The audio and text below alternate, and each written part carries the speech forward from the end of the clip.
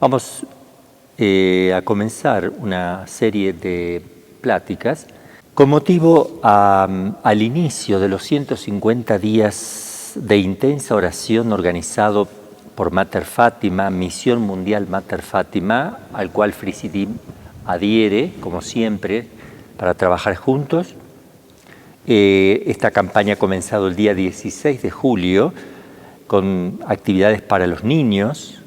Se trata de un llamado para despertar a las conciencias de los católicos que están alejados de la fe. La pandemia ha hecho estrago también en la parte espiritual y es necesario volver al Santísimo, a los templos, a la oración, a los sacramentos. Mater Fátima comprende una misión mundial del 16 de julio al 12 de diciembre, en la que de la mano de distintas congregaciones, movimientos, instituciones y medios de comunicación de distintos países, promoverá de manera especial el rezo del Santo Rosario, el ayuno y otras devociones. Esta campaña obedece a la insistencia de la Santísima Virgen en Fátima de hacer oración y penitencia como le encomendó a los pastorcitas de Fátima. Oración y penitencia, sacrificios por la paz del mundo, por la conversión de los pecadores, por la salvación de las almas. Y también el mensaje conmovedor de ella, la petición, no ofendan más a Dios, que está muy ofendido. Con esta campaña de 5 meses se busca mover a la conversión, motivar al inicio de un camino profundo en la santidad, encender los corazones de amor a Cristo y formar celosos apóstoles de nuestro Señor Jesucristo. Vamos a terminar, como siempre, con la consagración el 12 de diciembre al Inmaculado Corazón de María. Se pretende contrarrestar con esta campaña de oración la perversión que existe ya en el mundo, que llama bien al mal y mal al bien, y que ataca lo más valioso que existe, que es el don de la vida, la pureza de los niños, con la ideología de género, el aborto y todo tipo de iniciativas que van también en contra de las familias y la naturaleza humana. El adoctrinamiento de las nuevas generaciones para que no reconozcan el error es un ataque a la inteligencia del ser humano. El decaimiento de la fe y el grito de auxilio de diferentes países ante el peligro inminente del establecimiento del comunismo o su opresión y donde ya vive, son factores que también nos llaman con urgencia a una misión mundial de intensa oración. Vamos a pedir también en esta campaña de oración para que San José, esposo de María y patrono de la Iglesia, la custodie y la guíe, así como al Santo Padre, a los obispos y sacerdotes, la conversión de los pobres pecadores, reparación de las ofensas cometidas a los corazones de Jesús y María, por la vida, por la familia, por la paz y libertad de los países, por el fin de la pandemia, por los enfermos del COVID-19, los fallecidos, sus familiares, por los que trabajan intensamente para contrarrestar la pandemia y para que el COVID no nos haga abandonar los sacramentos, y a nosotros ministros, que no nos olvidemos de los enfermos y no los abandonemos en los hospitales, que procuremos llevarle los sacramentos con urgencia, con prontitud, con disponibilidad, que estas cosas no perjudiquen el trato de los sacramentos y la asistencia y el trato personal de cada una de las ovejas. Bien, vamos a comenzar con un tema hoy, el pecado y la gracia. Es importante tener en cuenta qué es la gracia primero, que muchas personas no lo saben. La gracia es algo que Dios creó, algo que Dios envía al alma, a la esencia, dentro del ser del alma. Existe lo que llama la gracia santificante si uno está bautizado y en gracia de Dios. Se necesita estar bautizado. Cuando uno se bautiza de pequeñito, pasa a ser hijo de Dios. ¿Por qué? Porque Dios le comunica algo por el cual le participa su naturaleza divina a través de eso que le comunica, que se llama la gracia de Dios, la gracia santificante. Así como por la vena de nuestro cuerpo circula la sangre, así también por el alma circula esto que se llama la gracia, que impregna toda el alma, y el cuerpo también deriva la gracia hacia el cuerpo, porque sana, es sanante la gracia también, no solo para el alma, sino también para el cuerpo y su relación con el alma, para unificar, equilibrar al hombre interior, al hombre nuevo. La gracia es un don sobrenatural que Dios infunde en el alma, por los que nos hacemos hijos de Dios y herederos del cielo. Es una maravilla porque es participar de esa explosión de amor que Dios se tiene a sí mismo desde toda la eternidad. Dios que siempre existe y se conoce a sí mismo, el Padre. La primera persona es el Padre, siempre se empieza por un orden, hay un orden lógico, no de prioridades, sino lógico, donde el primero está antes que el segundo y el segundo está antes que el tercero. La primera persona, el Padre, desde siempre se conoce a sí mismo y engendra una idea de Él, la engendra porque sale de Él, emana de Él, y como la engendra es su Hijo, y esa idea es su Hijo y se llama Verbo de Dios, que significa concepto, idea de Dios, Hijo de Dios, procede del Padre por conocimiento que el Padre tiene de sí mismo. Y después, una vez que procede el Hijo, que eso está fuera del tiempo, el Hijo contempla al Padre y el Padre al Hijo, o mejor, el Padre contempla al Hijo y el Hijo al Padre, y de esa mutua contemplación procede de ellos por vía de expiración, expiran el amor, que es el Espíritu Santo que va a proceder juntamente del Padre y del Hijo, no del Padre solo ni del Hijo solo, sino del Padre y del Hijo, y primero del Padre, después del Hijo, ese orden. Entonces, repito, este movimiento que se da en Dios de conocerse y amarse siempre sin principio, es como una explosión de amor, como un sol que va explotando continuamente y no se apaga y se va autoalimentando en Dios de conocimiento y amor, con un amor y un conocimiento infinitos. Todo eso Dios lo quiere hacer partícipe a nosotros cuando eligen el ser humano para habitarlo, para hacer de nosotros una morada. Es cierto que Dios está presente en todas las cosas, como dice Santo Tomás, y está presente en un alma que está en pecado mortal y está presente en un ateo también, pero no vive en un ateo, no vive en una persona que está en pecado mortal, no inhabita porque no puede, porque el alma no abre su ser o su voluntad a Dios, no se ajusta a la voluntad de Dios, no se arrepiente, no se convierte, no se bautiza. Entonces Dios respeta la libertad, le hace llegar a esas personas de alguna manera el conocimiento de lo que deben hacer. Pero no todos los seres humanos somos hijos de Dios, somos todos criaturas de Dios, pero hijos solamente el que está bautizado e incorporado a través del bautismo a la Iglesia única de Jesús, llamada Iglesia Católica, Apostólica Romana.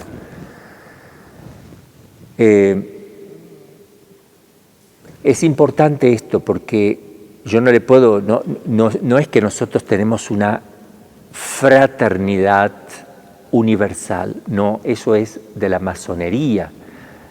Nuestra fraternidad es en Cristo, por Cristo, con Cristo, por Él, con Él y en Él. Se da esa fraternidad porque tenemos al mismo Padre. ¿Cuándo?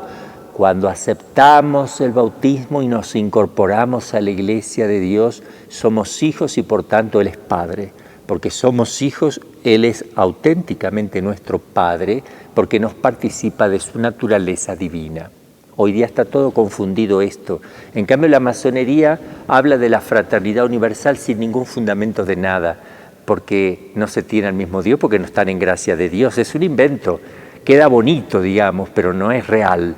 En cambio, la filiación nuestra con Dios y por tanto la fraternidad cristiana dentro de la Iglesia Católica es real, fundamentada, ontológicamente fundamentada, que quiere decir que es algo que se agrega a nosotros, algo que existe en nosotros, algo creado, infundido por Dios, llamado la gracia de Dios. Bien, esta gracia se puede perder por el pecado mortal y queda debilitada por el pecado venial, que es más chico, de pecado más chico, va debilitando la gracia santificante y se puede perder por muchos pecados veniales, no porque se sumen varios veniales se hace un mortal, pero sí, si se suman muchos veniales debilita el alma y es más fácil cometer entonces un pecado mortal. Vamos a ver el pecado y la gravedad del pecado. Si vemos, por ejemplo, el pecado de los ángeles en primer lugar, Dios creó a los ángeles en estado de gracia también. Y cuando los creó, le dio en el ser mismo, en el acto que los crea, les da un conocimiento exacto de quién es Dios, quiénes son ellos, y les da muchísimo conocimiento para que ellos puedan, en el primer acto que realizan, adherir a Dios o rechazarle. Porque si no, el amor no se puede dar. Ellos, cuando fueron creados, no lo veían a Dios, pero sabían con mucha certeza, porque Dios se los daba a conocer, de su existencia y de quién eran ellos. Un grupo de ángeles adhiere a Dios con humildad para hacer su voluntad y otro grupo, a la cabeza Lucifer, Satanás también, rechazan esa adhesión, rechazan a Dios y se convierten de ángeles buenos en ángeles malos. Por tanto, demonios, decimos, ángeles condenados. Inmediatamente fueron condenados, sin ningún tipo de consideración. Esto va a salir en el Apocalipsis capítulo 12, lo pueden buscar ahí, cuando aparece el dragón que quiere devorar al hijo de la mujer, esa mujer que está encinta, que es la Virgen María, y ese niño es Jesús. Pero en realidad no es Jesús en ese pasaje, porque en ese pasaje está mostrando que esta mujer está dando a luz con dolor de parto y a nosotros solamente nos dio a luz con dolor de parto al pie de la cruz, sufriendo por nosotros. Entonces a nosotros nos da a luz con dolor, pero a Cristo no, porque ella no perdió su virginidad en ningún momento. Entonces Dios crea a los ángeles, les da la libertad de adherir o no. Una vez que los ángeles adhirieron a Dios, ya no los separa más nadie de Dios. Pero una vez que se separaron de Dios, tampoco se arrepentirán, porque lo que un ángel decide, no lo decide porque tenga debilidad sensible, porque le traiciona la naturaleza carnal, porque no tienen cuerpo, no tienen carne, son espíritu puro. No puede haber en ellos una equivocación es decir, quisieron no servir a Dios y lo mantienen de una vez para siempre. Eso no lo retractan más, porque es lo que eligen ellos. Es lo que se hicieron eso. Dios los hizo bellísimos para la gloria y ellos se hicieron espantosos, horribles, porque el pecado es eso, es la fealdad, es lo más horrible, espantoso. Y si miramos también el pecado de Adán y Eva, porque uno puede decir, bueno, los ángeles no tienen carne, cuerpo, pero vamos a ver ahora el pecado de Adán y Eva. Ellos, Adán y Eva, fueron creados también en la gracia santificante. Dios vivía en ellos, moraba en ellos. Se complacía en el alma de Adán y de Eva. La primera pareja real histórica, real, existente real e histórico. Esto es palabra de Dios y confirmado por la doctrina de la Iglesia. Adán fue el primer hombre y Eva la primera mujer de una pareja inicial. ¿Y qué tenían esos Adán y Eva? Tenían los dones naturales, tenían la inteligencia, la voluntad y por tanto la libertad. Y en esto eran imagen de Dios, porque Dios también tiene inteligencia, voluntad y libertad. Con estos Dios lo ha hecho a imagen de Él. También tenían los dones preternaturales, la inmortalidad, no podían morir como morimos nosotros ahora, con dolor, con pesar. No estaba la muerte prevista, sino una transformación después de un periodo de tiempo sobre la tierra, como pasó con la Virgen María, aunque ella murió, pero el cuerpo iba a pasar de una transformación inmediata al cielo. Todo eso se echó a perder. Los dones sobrenaturales, entonces inmortalidad, impasibilidad, no iban a padecer, todo iba a ser agradable, el trabajo iba a ser como pintar una obra de arte, como dibujar, como hacer lo que a uno le gusta, agradable, no desagradable. Y los dones sobrenaturales también, esto es la gracia santificante que se pierde, las virtudes infusas y los dones del Espíritu Santo. Eso también recibieron. Cuando Adán y Eva pecan, ¿qué pierden? La gracia con las virtudes infusas, los dones del Espíritu Santo. ¿Qué más? La inmortalidad la pierden, ahora entra la muerte al mundo. El sufrimiento, ganarás el pan con el sudor de tu frente, parirás con dolor. La integridad, ya el hombre no puede hacer lo que quiere, sino que muchas veces deja de hacer lo que quiere y hace lo que no quiere. Hay un desorden entre la parte espiritual, que es la inteligencia y la voluntad, y la sensibilidad, las pasiones, los sentimientos, la parte carnal, que se contrapone, no quiere lo que la inteligencia le quiere ordenar como algo bueno, se revela. Por eso hay que hacer penitencia, por eso hay que hacer mortificación, para que la parte sensible esté más disponible para la acción del entendimiento y la voluntad. El hombre se transforma en un bruto, se embrutece con el pecado que entra en el mundo. Adán y Eva fueron expulsados del paraíso y entonces quedó el hombre embrutecido y sumido en la oscuridad total, porque Dios no puede habitar y no hay luz en él. Una persona que está en pecado mortal es peor que si estuviera posesa. Un poseso por el demonio puede estar en gracia de Dios porque puede estar arrepentido de sus pecados, pero entra el demonio y hace hacerle lo que quiere. En cambio, si uno está en pecado mortal, aunque no le moleste el demonio y parezca una persona importante y se vista bien y que parece tan puro y tan santito porque reza con las manitos juntas, si está en pecado mortal, Dios no está en él y uno está viviendo el peor de los espantos a los ojos de Dios, a los ojos de los santos y los ángeles del cielo. Mientras más alejado de Dios, más el hombre se embrutece. De esta manera surgen errores gravísimos, pecados graves en la sociedad en que vivimos, la masonería, enemiga acérrima de la Iglesia Católica, condenada varias veces por el magisterio de la Iglesia, el ocultismo, el satanismo en las altas esferas de las sociedades, el marxismo, el socialismo, destruyendo personas, pueblos a través de la ideología y la mentira. La idolatría cada vez más presente, del cual no quedamos exentos cuando la Pachamama ingresó en el mismo Vaticano. No quedamos exentos de todas esas cosas que se quieren infiltrar.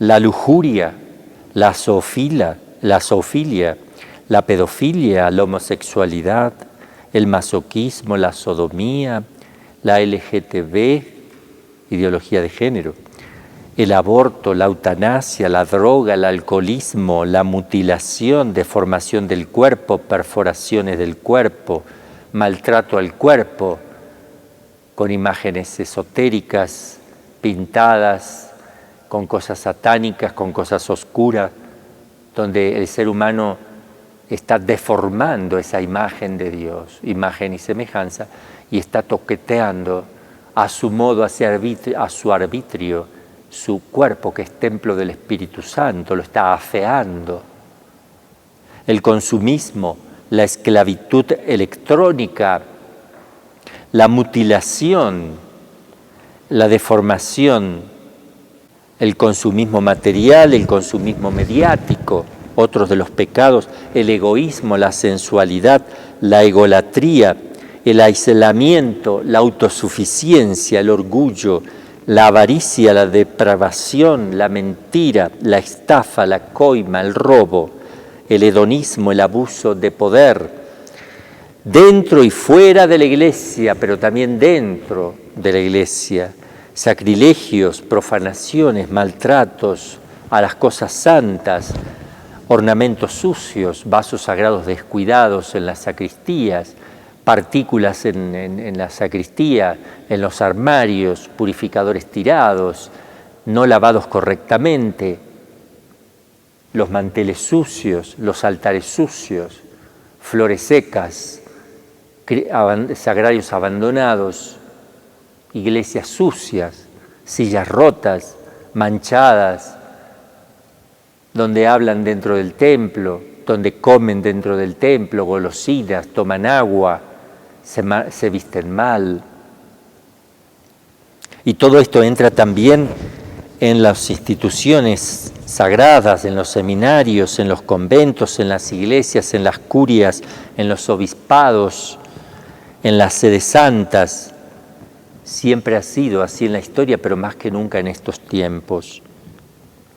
El silencio dentro de la iglesia, silencio cómplice, el amiguismo con el mundo, el darle la mano, el no quedar mal, el caerle bien al mundo, el buscar el reconocimiento del mundo, el ser prudente según la carne, pero no según el espíritu, darle la mano a los fariseos, saduceos, doctores de la ley, escribas que persiguieron a Cristo por quedar como pueblo fiel, destruyeron, lo mataron, lo humillaron, persiguieron la iglesia, a los apóstoles. Es grave el pecado. Pensemos en un hombre hipotético, cualquiera, que haya vivido bien toda su vida y al final de su vida comete un solo pecado mortal, sin arrepentirse. Por un solo pecado mortal te puedes condenar aunque hayas dado bienes a los pobres y hayas hecho lo que quieras.